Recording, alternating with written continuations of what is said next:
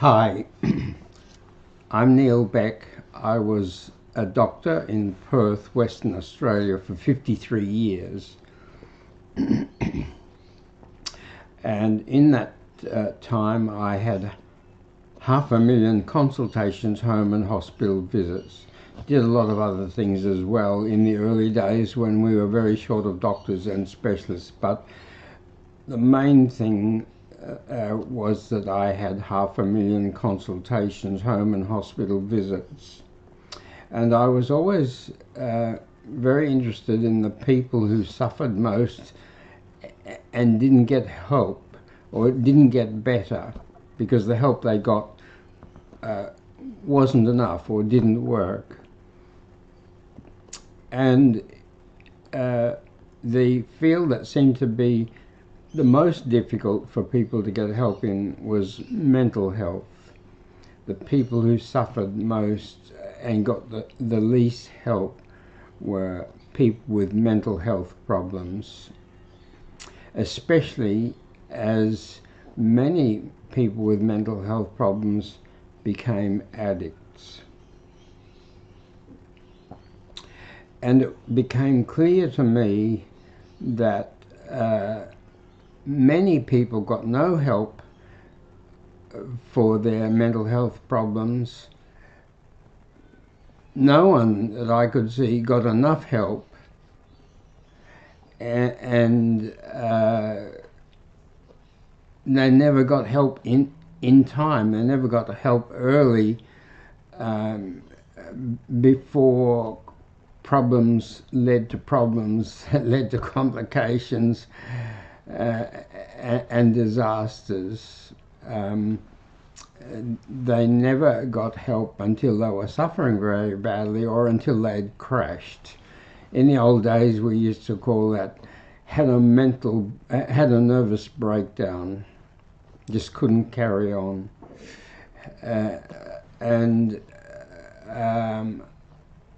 This seemed to be a great problem to me. In fact, in the end, I came to the conclusion that the world's greatest need, or certainly the greatest need in developed countries, was mental health care and the prevention of addiction and the care of addicts. There are poorer countries where getting enough to eat and having a roof over your head and clothes to wear may be so difficult that nobody thinks about mental health. But in the developed countries, Australia, US, Canada, UK and so on, mental health problems seem to be what caused the most suffering and the most crashes.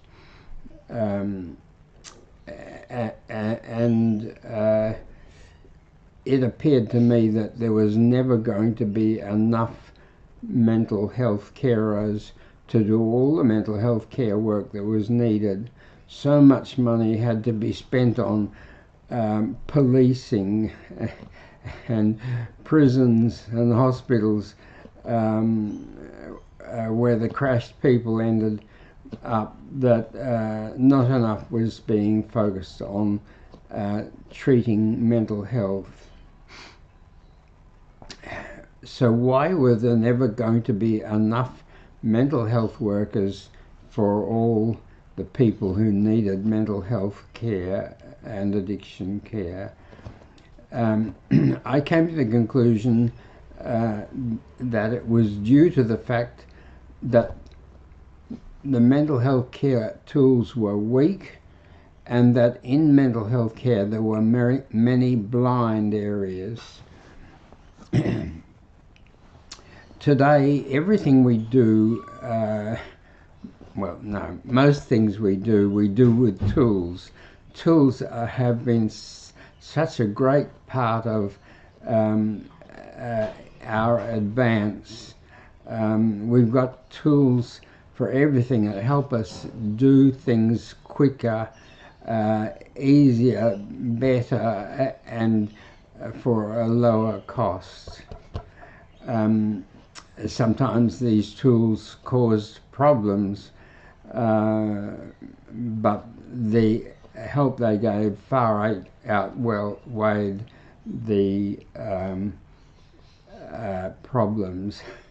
I'm just in the process of writing a little book on AI. AI is going to help us do so many things quicker and better, but it's going to put a lot of people out of work and also make wonderful new jobs for lots of people. And I feel that AI is going to take over a lot of the field of mental health and addiction, and that will be wonderful. But I needed to understand it, and all the books on it were too long and complicated, so I'm writing a simple 60-page book and learning in the process, and hoping that will help a lot of other people. So the tools in mental health are weak. There are really only two main tools. The first is talk therapy, and talk therapy has two big problems. Talk therapy is counseling, psychotherapy, CBT, whatever you like to call it, but it's basically talking with a troubled person. And the first problem talk therapy has is it's too slow. It's slow. When you see a new patient with mental health problems, perhaps substance abuse as well, you need an hour, and an hour is, we just don't have an hour. And then we need to see them and talk to them again for half an hour, three-quarters of an hour every week for weeks and weeks and months. And it's just too slow. It's so slow that we never get to the bottom of a lot of things. We only deal with the biggest problem or the biggest two problems, but people with mental health problems nearly always have 3, 4, 5 or 6 problems. Some of them not very big, but still important. So talk therapy is too slow, and secondly, it's too costly. To be a therapist, you need to be have a long training. You have to at least have a 4-year Bachelor of Psychology degree from a university, and a lot of psychologists have 6 or 7-year PhDs. And to be a psychiatrist, you have to do a 6-year general medical degree, then a couple of years, at least a couple of years of general medical practice, and then 3, 4 or 5 years of postgraduate psychiatric training. So 10 or 12 years to become a psychiatrist. So people who are smart enough to do that and do it need to be paid well. They deserve to be paid well, and if we don't pay them well, we'll have even less of them, and more of them will do engineering or law or something else, become cardiologists or neurologists.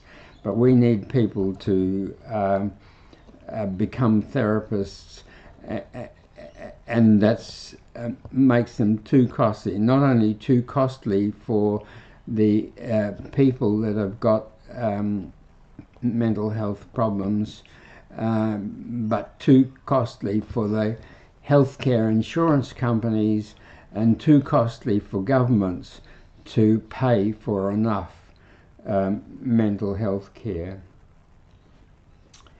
The other main tool is medicines. Some people don't want to take medicines, but the evidence is that the most effective help for mental health care is both talk therapy and medicines. But medicines have got two very big problems. The first problem is so many of them are addictive. People who need medicine want to take medicine that helps them get better quickly, then stop it. But the people who make medicine want them to take as much medicine as possible for as long as possible. So they do two things. First of all, they make lots of medicines addictive.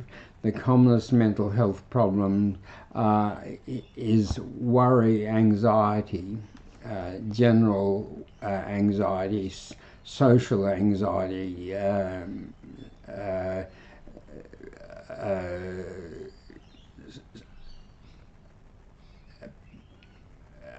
panic attacks, obsessive compulsive disorder, separation anxiety, and many kinds of phobias.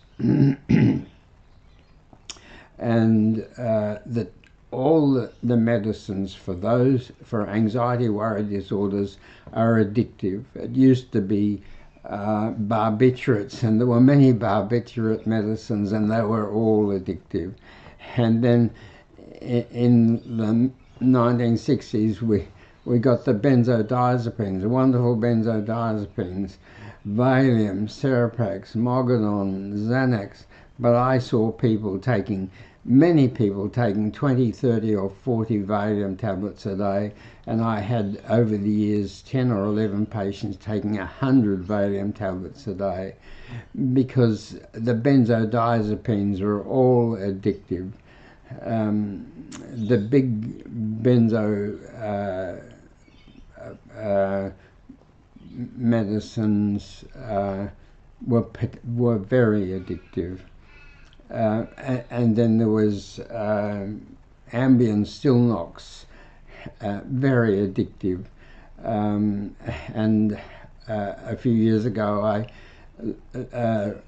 looked to see what the commonest medicines were prescribed in America, and for 3 years the commonest prescribed medicine was Ambien, and that made a lot of money for the pharmaceutical industry, because there were just millions and millions of tablets of Ambien or Stilnox being made. And I saw, I remember one middle-aged or elderly man taking 17 Stilnox a day, and a family of mother, grandmother and son taking, the mother taking about 9 Stilnox a day, the grandmother taking about 12, and the head-injured alcoholic son taking about 15 Stilnox a day. So, and the 3 main treatments for attention deficit disorder, ADD, ADHD, are addictive. Ritalin, dexamphetamine, Adderall, addictive, all addictive. It causes terrible problems for people with ADD because of the way that those addictive medicines are regulated and controlled. Have to be regulated and controlled. The other problem with medicines is they're too slow. They nearly all come as tablets and capsules, and when you swallow a tablet or a capsule, it takes half an hour to an hour to go right down your gut and start to be absorbed into your bloodstream and flow to where it's needed, usually to your brain. Half an hour to an hour to start to work, and 1 to 2 hours to work strongly. And that's just too slow for many situations, for cravings, for drugs, for an attack of panic attacks or social phobia. You need medicines to work very fast for you to be able to take them just when you need them. Because they don't work fast, you have to take them 2 or 3 times a day to prevent the problem even starting. So that's a lot of tablets. And each tablet only deals with one problem. Mostly only deals with one problem. So there are these various things that make medicines ineffective in lots of cases, which enables the pharmaceutical industry to sell so much medicine. And then the other reason why there appeared to me that there'll never be enough mental health care workers and addiction workers to do all the works needed is that in mental health and addiction care, I found 10 blind areas. There might be more, but so far I've found 10 blind areas which make mental health care and addiction care weaker than it should be, and therefore takes more time, needs more people. And these blind areas are first of all, that mental health is not taught in school. I believe mental health is the most important thing in a person's life, the most important thing that decides whether they have a happy life, a good life, or a bad life, a troubled life, is their mental health. But it's not taught in school. The second most important thing for a person to have a good life or a bad life is their relationships, and relationships are not taught in school. The second blind area is that we don't find causes. Fixing causes is so important. If you find and fix the cause, it's much easier to fix the problem, and then the person is much less likely to relapse. But people can go on being treated for years and years and years for their anxiety or their depression without the causes being found. Now, it's not possible to always completely understand the causes, but the more you understand the causes of mental health problem, the easier it will be to fix that mental health problem, and the less likely the person will relapse and get bad again. Another blind area is that we treat people as if they're individuals, as if they're going through life solo, but nobody goes through life solo. We're always part of a family. Even if we have been kicked out of the family and are separate from the family is still the greatest influence on us. Mental health problems are nearly always family problems and should be treated in the context of the family. It may not be possible to reach some of the family members, but the person that we're treating should become fully aware of how the family affects them. And there's a special kind of family help, which is another blind area, which is transgenerational traumas. A lot of people who have mental health problems and addiction problems today have those problems because a parent, their mother or father, or a grandparent, a grandmother, a grandfather, or even a great-grandparent, a great-grandfather, great-grandmother had a problem that disturbed the family, that made the family a difficult place, a dangerous place in some cases, and caused a person to have mental health problems. So if you have a problem, a mental health problem or an addiction problem, you need to not only consider the factors in your present life that have caused it, but you need to consider whether it's a result of family disturbances because of the problems that a parent or a grandparent or a great-grandparent had. In my family, there were problems because a great-grandmother had 9 children by 3 different partners, starting when she was 16, and it was so stressful that that it killed her with cancer when she was 42, and so many of her children were damaged, and that damage passed down through the family. So transgenerational trauma is very, very important, and it's a blind area, and I want to recommend that you read this book. It didn't start with you. It didn't start with you, with Mark Collin, Dr. Mark Collin, Dr. Mark Wallen, which is a wonderful book that I've learned so much from. I bought it on the 8th of January, and by the middle of March I read it 4 times. And the 5th blind area is habits. So much of our life is habits. Our brain is so busy that it cannot possibly manage all our life consciously. We can't manage our whole life consciously.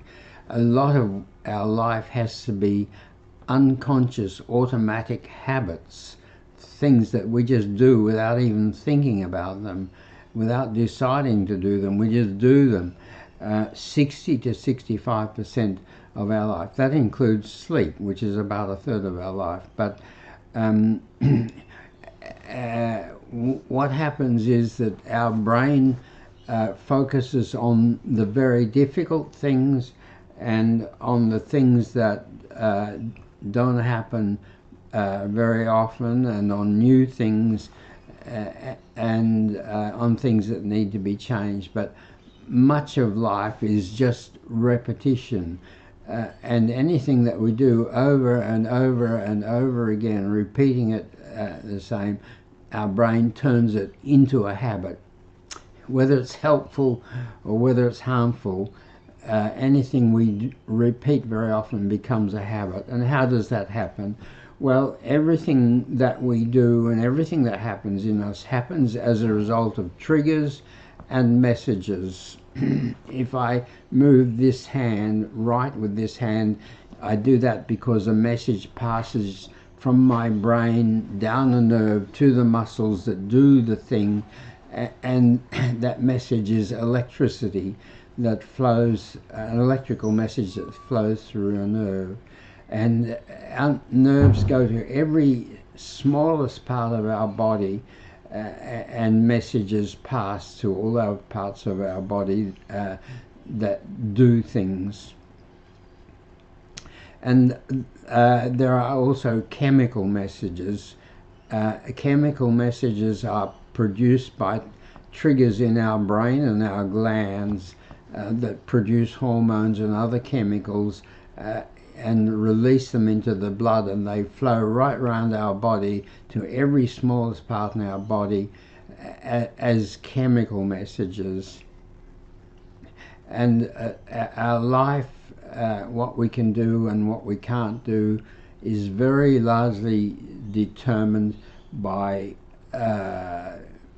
electrical messages and chemical messages, and things that we repeat over and over and over again. The messages get stronger and stronger and stronger, and the triggers get stronger and stronger and stronger until they become automatic, and they just happen unconsciously and automatically, and they're hard to stop. Yeah, so the messages and the triggers get very strong, automatic, unconscious, and hard to stop, and that's a habit.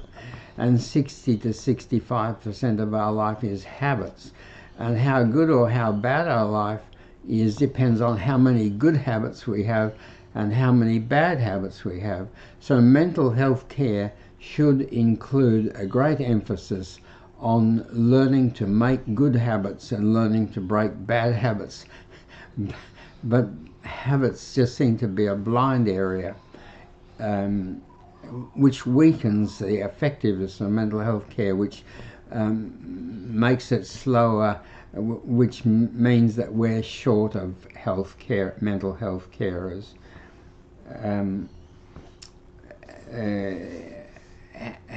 How do you make or break a habit? That should be taught everyone,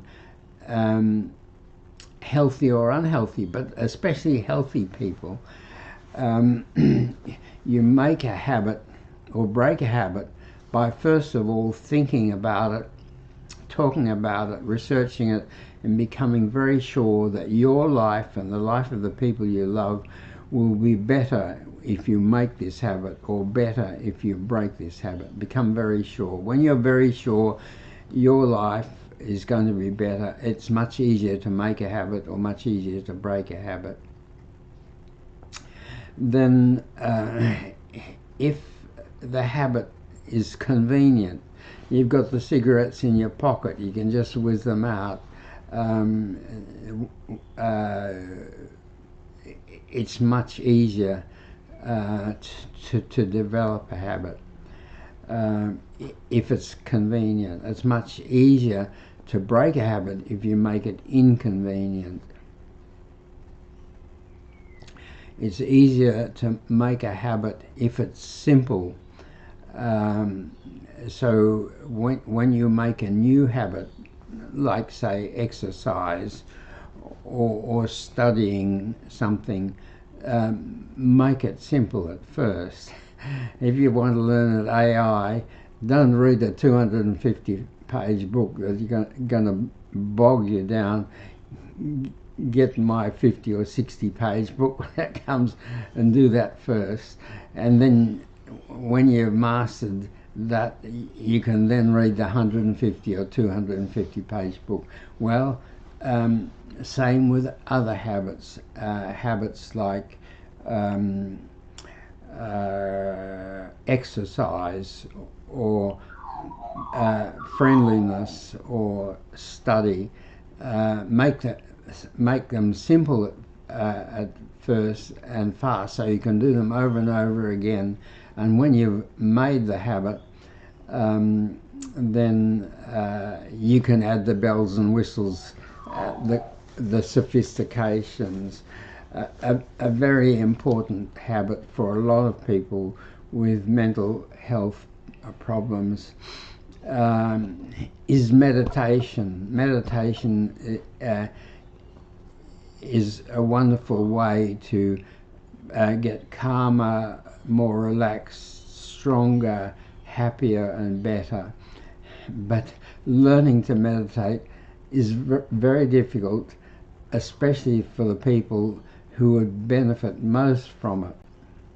And the way you learn to meditate is difficult. So I made Heartbeat meditation aids, which make it much easier for people to learn to meditate. So habits, so important to learn to think about which of your habits are good, helpful habits, and which good, helpful habits you need to make your life better, and which habits are not good or very bad, and you need to learn to break them. So we've got videos on making and breaking habits.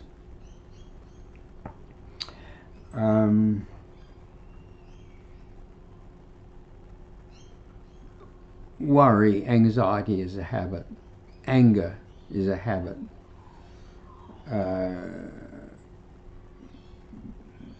Going too slow is a habit. Going too fast is a habit. Very important. Domestic violence is a habit. Terrible habit. You need to know how to make and break habits.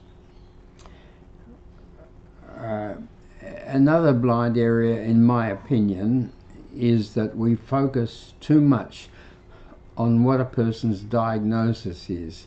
Have they got depression? Have they got bipolar? Have they got anxiety disorder, have they got ADD? You've got ADD, ADHD, you've got anxiety, you've got bipolar. It's probably important, and a lot of people are happier when they know what they've got, and they know that lots of other people have got it, and they know that there are treatments for it. But really what the emphasis should be is what they need to make their life better. If you've got ADD, ADHD, that's probably good for you to know that you've got that diagnosis.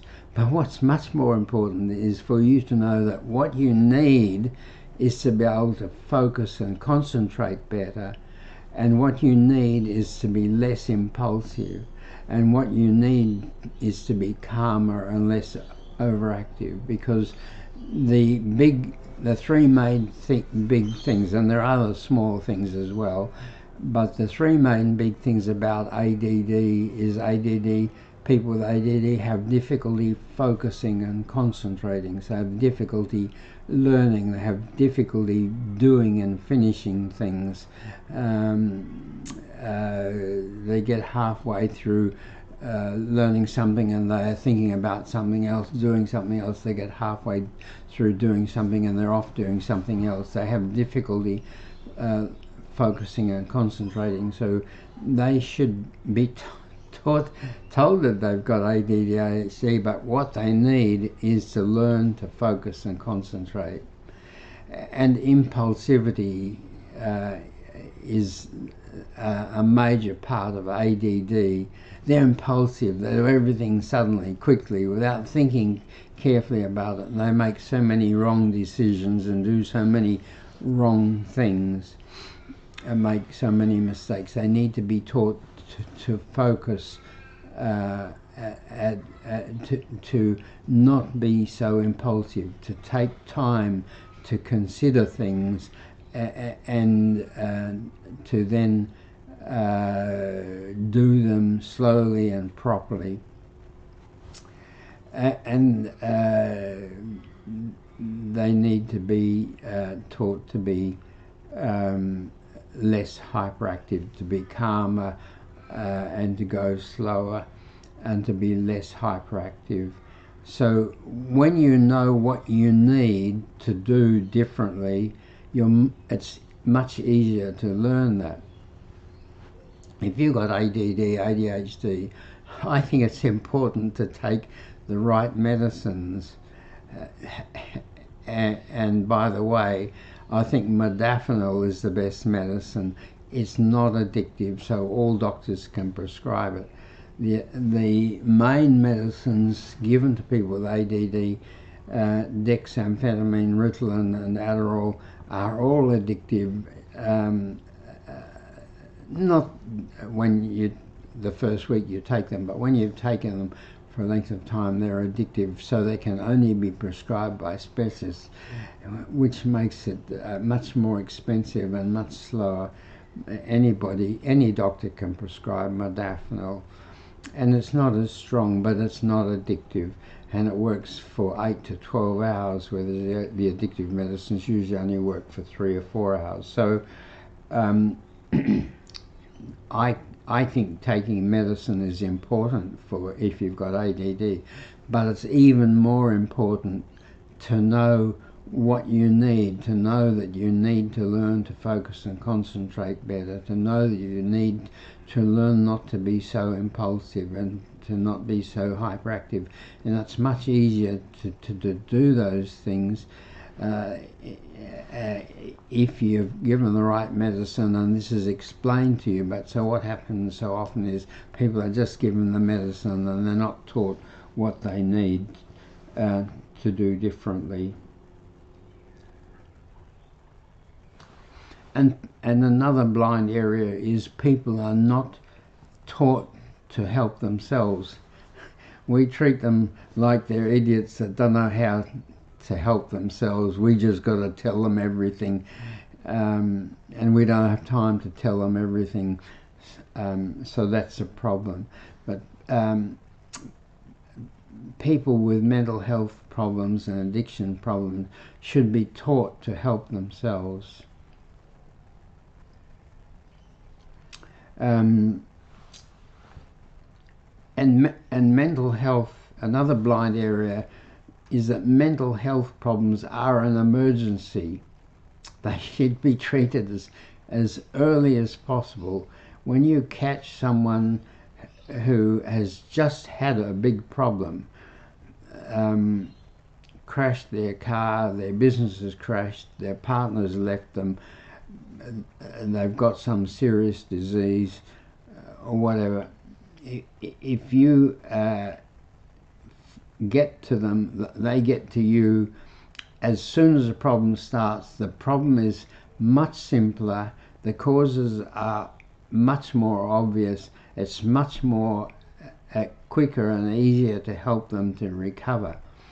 But the blind area is that we almost never treat people until their problems are very bad, and often until they've crashed.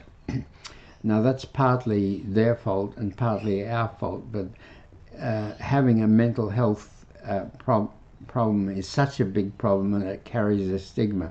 Oh, I don't want to have anything to do with people with ADD or bipolar, or it's a stigma. So people don't like to admit that they've got a problem and to ask for help, so they come late. But also they come late because we don't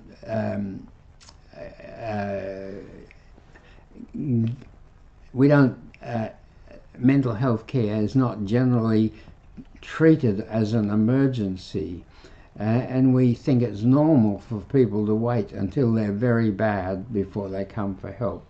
And we've got such, and because that creates more and more problems, we've got such long waiting lists that even that puts people off. That I could make an appointment, but it'll be 3 or 6 months before I get seen, so they don't bother. So not treating mental health as an emergency is a blind area. Another blind area is focusing on blame.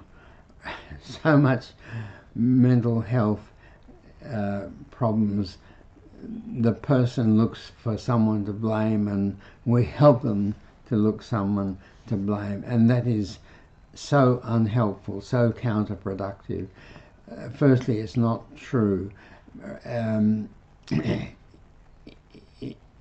If a mother neglects or a father mistreats a child, that's not good.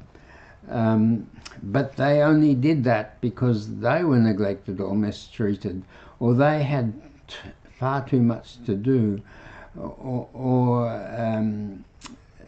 they had a problem that caused the family to be poor, which caused them to have poor accommodation and keep being moved because they didn't pay the rent, and then going to different schools.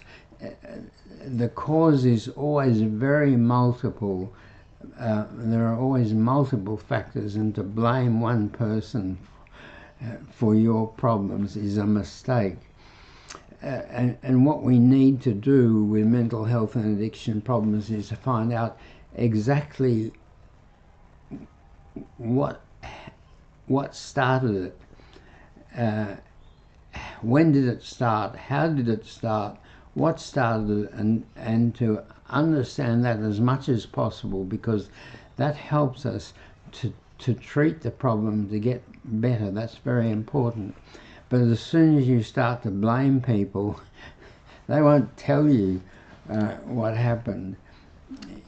If a mother thinks you're going to blame her, she's not going to tell you about the problems that she had. She's going to clam up or deny. If an alcoholic grandfather has caused troubles, and you need to understand it all. He came back from the war with blind in one eye and with a bad hip.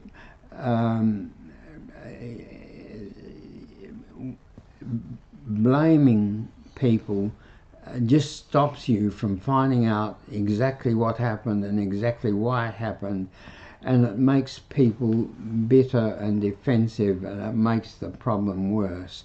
It causes the troubled person that you're seeing to have more difficulty with the person that they or you are blaming. So blaming is a blind area. And another big area is unhelpful loyalty to the family. Some people do the opposite to what their family did, make a clean break.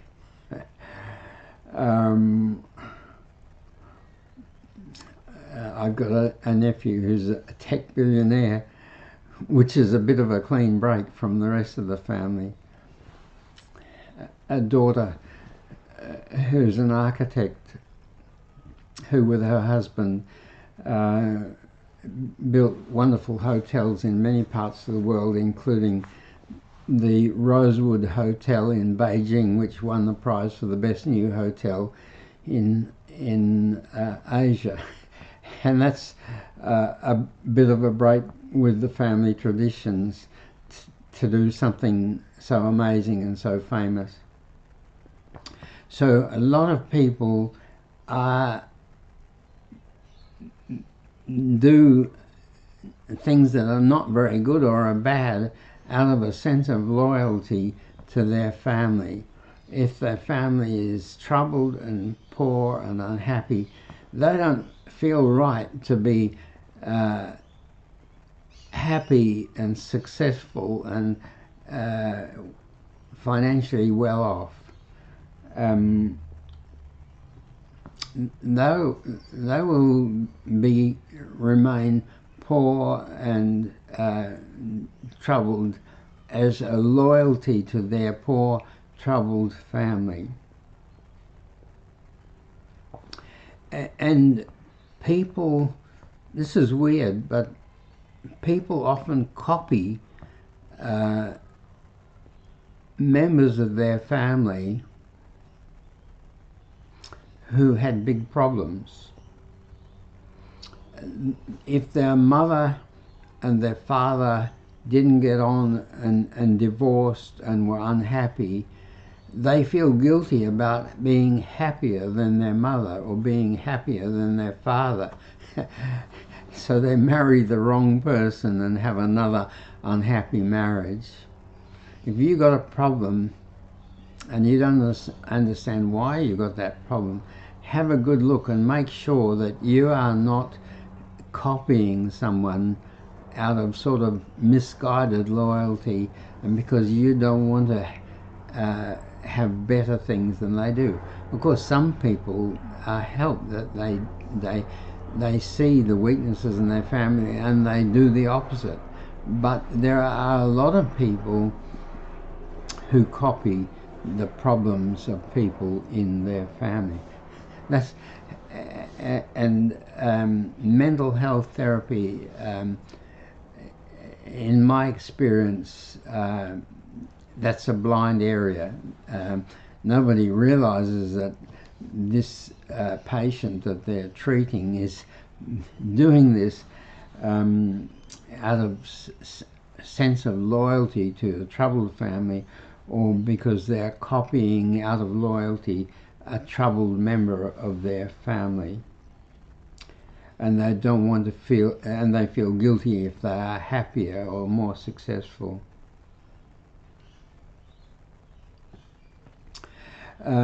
In fact, I now think that a very important part of treating people with mental health or addiction problems is to find out all the big bad things that happen to their parents, their grandparents, and their great-grandparents. and these things are often not talked about, and that makes them worse because you're not prepared for them. You don't realize you have to be on guard against them and take measures to avoid them. And by the way, it's now possible for lots of people to look up their family history on ChatGPT. I had a great uncle who came back from the First World War very damaged, and he became an alcoholic, and he wandered off into the bush and was lost and was never found.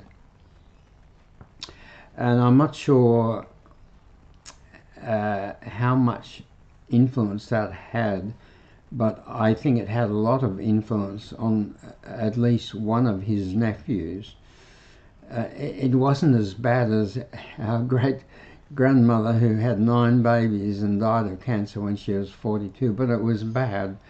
And I think quite a lot of people that we see who've got problems today, the problems originated in the Second World War with a grandfather, or in the Korean War or the Vietnam War,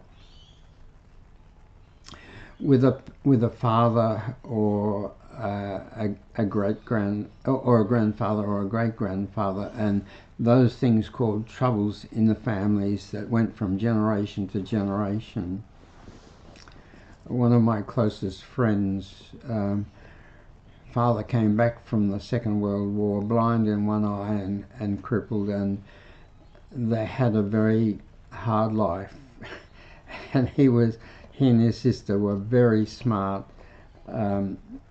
very, very smart, but they both ended up with dementia. And one of the causes of dementia is a very troubled early childhood. And they were a preschool when their father came back from the war. So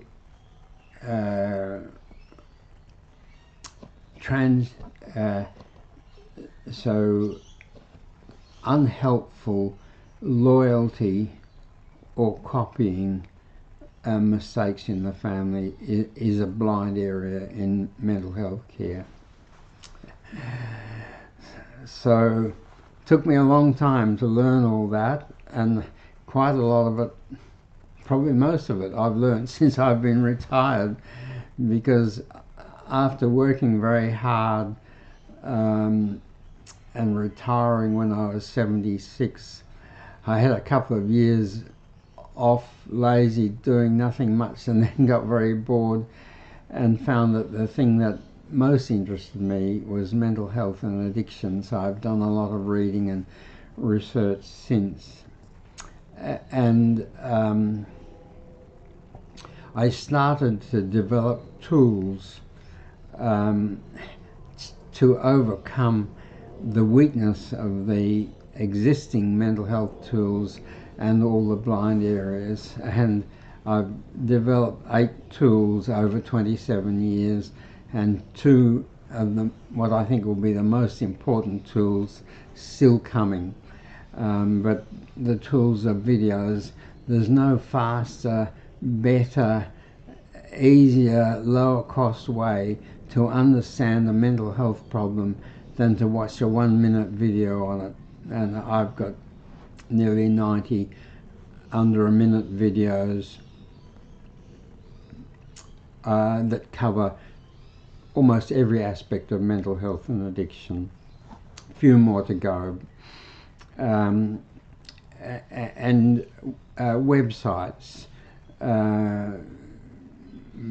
People who are being treated for mental health and addiction problems should be told about websites that will help them. So I made a website which is called mentalhealthvideos.com, mentalhealthvideos.com, and it's there, but it's too long, and now everybody wants everything to be quick. So I've now also got a much faster website, which is called smilefixit.com.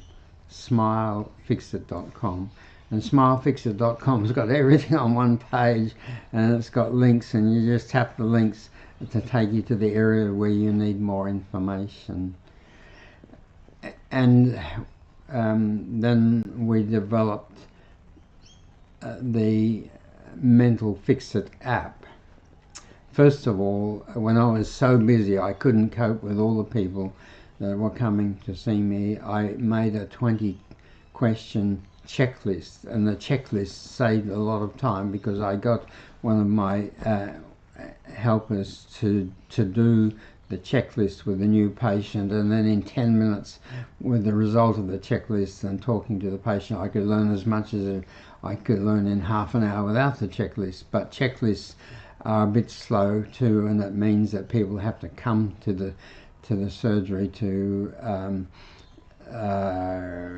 do the checklist, and that means another person is needed. So we eventually realized that apps were better. So now the Mental Fixit app,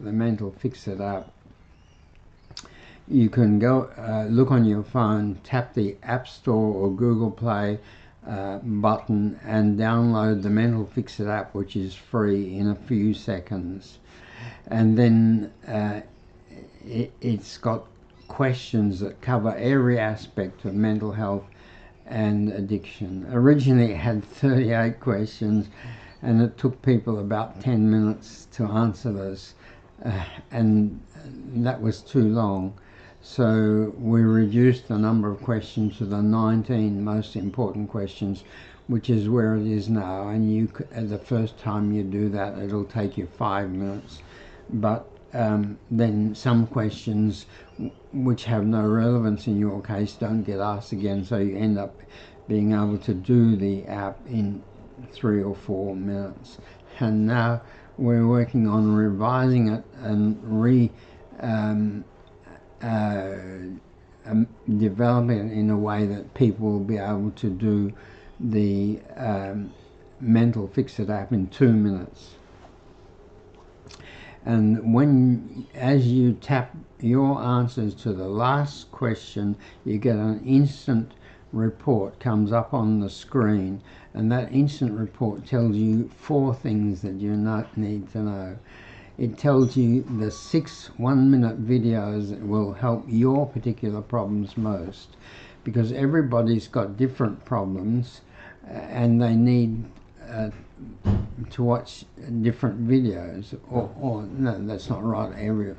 Lots of people got the same problems, and they watch the same videos. But when there's nearly 90 videos, you need to know which ones you should watch, and it takes you too long to find that out yourself. But the app,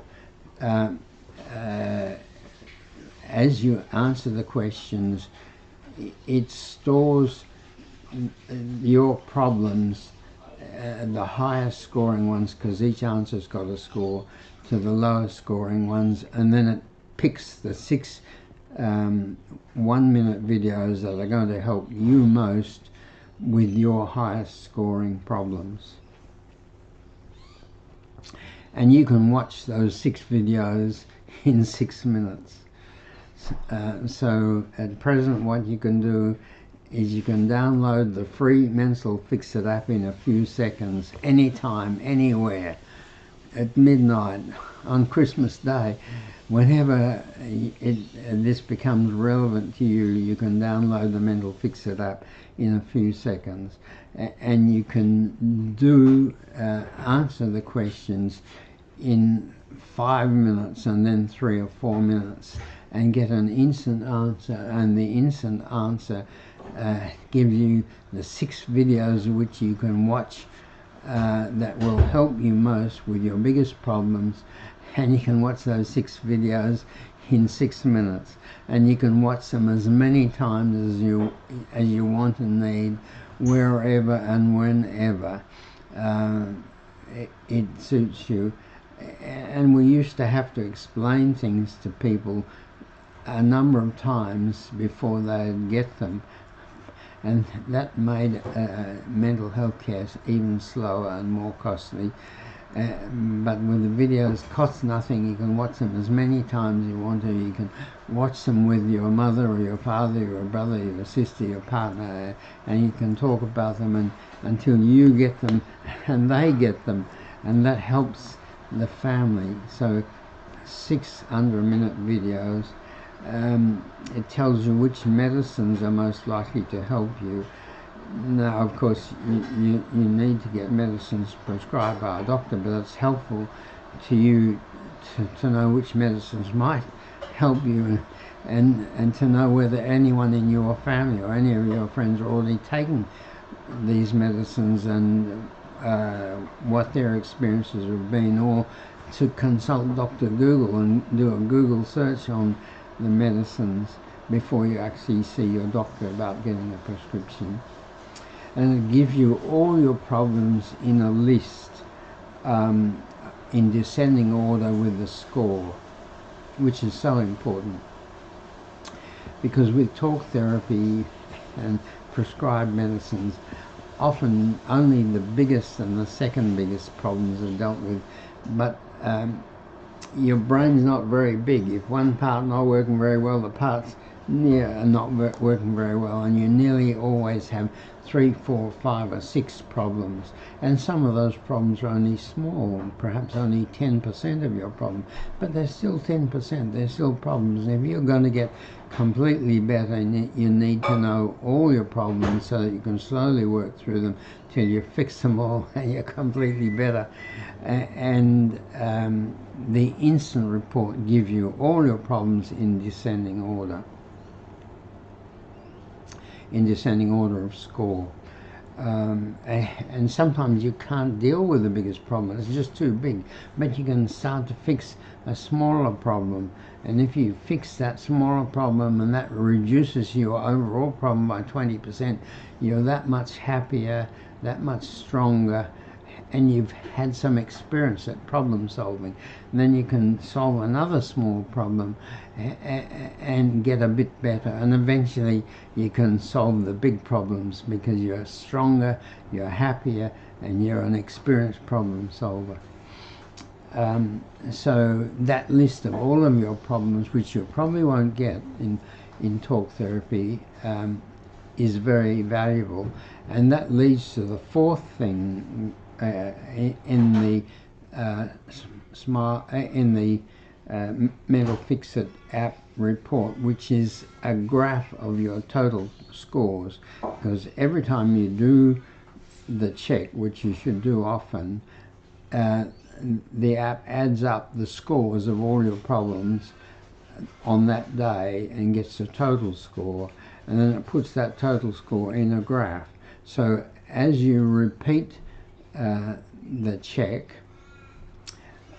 you get a graph of your total scores, and if you're getting better, if that problem is improving and that problem is improving, then your total score is coming down or getting better.